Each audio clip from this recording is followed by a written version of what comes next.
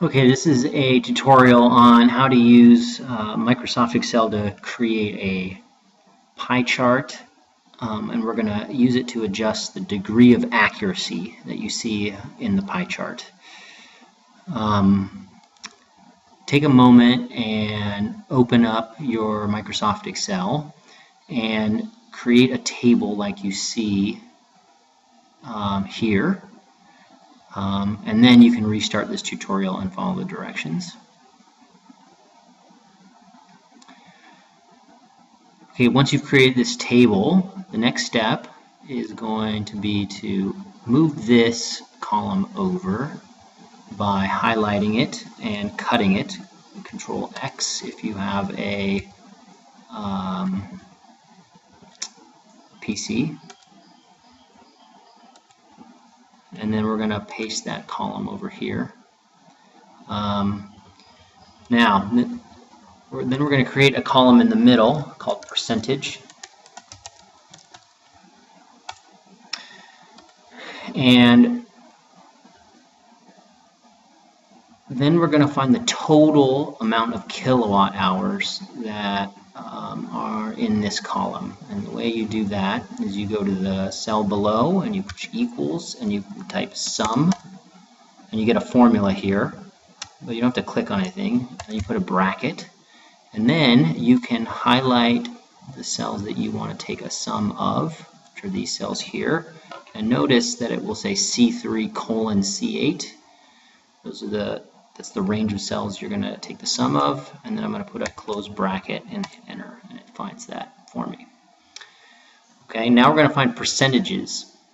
So remember, percentage is part out of whole, and so what we're going to do is we're going to put equals, which tells us that we're going to use a formula here, and we're going to click in the cell that has the number of hours, which is the part, and then divide by, which is the backslash there, and then divide by the whole, which is the total that we found there.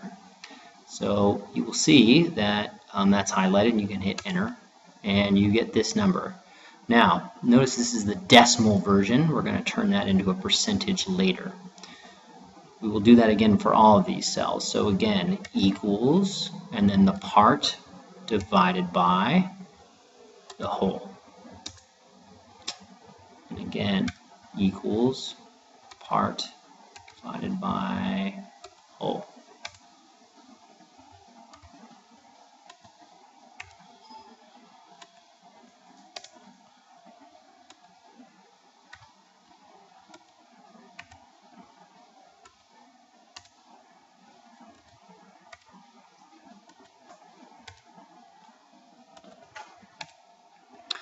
Okay, so now we have the decimal versions, but we want to turn these into percentages. So what we can do is we can highlight these, and you can right-click, and you can go format cells. You can also, if you have this box up here, you can use this as well. But if I go to format cells, I can choose percentage, and then it will tell me how many decimal places. So this is where you get to choose the degree of accuracy.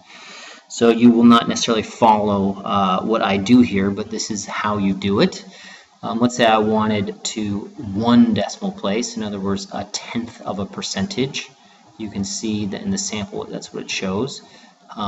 Again, this is not what you have to do, but you should follow this tutorial in order to learn how to do it. But then when you do your final project for science and mathematics about home energy use, you can use this feature adjusting accuracy.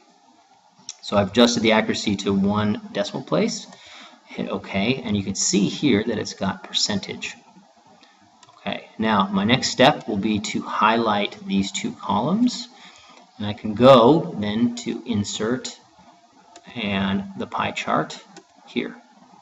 Okay, now if I click in here, and I can right click and I can do add data labels or add data callouts. If I do that, you can get this stuff here.